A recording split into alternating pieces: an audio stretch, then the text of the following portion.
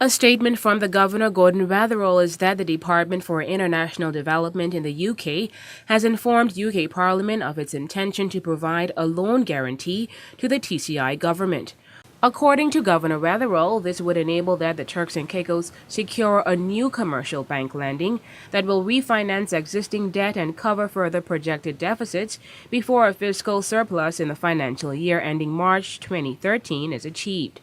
HE said proposals for commercial lending have been received from a number of banks and the finalization of the details of the package is in progress. According to the governor, the lending will be for an amount of up to $260 million for up to 5 years. He said Parliament will have until February 17th to consider this.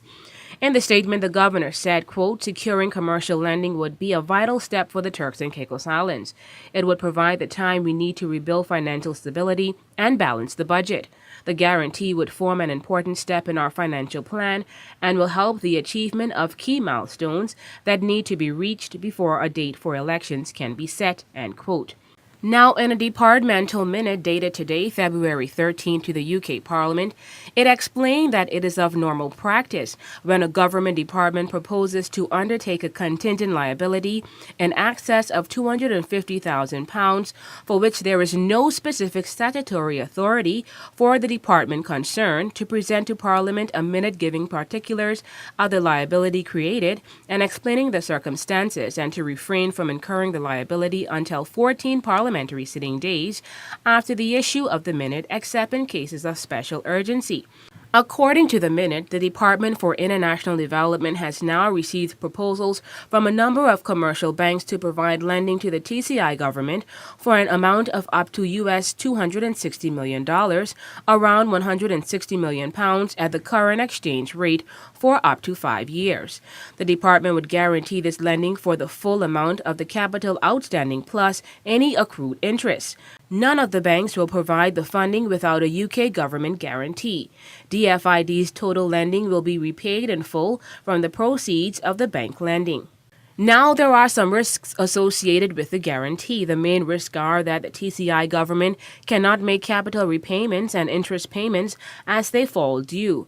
Its ability to do so depends on its ability to implement measures so that it achieves fiscal balance by March 2013. Consequently, the guarantee will not be provided until DFID is satisfied that the TCI government has plans in place to raise revenue and cut costs so as to achieve fiscal surplus in the financial year ending March 2013 and is continuing to strengthen its capacity and systems to manage its public finances. Now, according to the minute, it is normal practice to provide 14 parliamentary sitting days' notice before taking on contingent liabilities.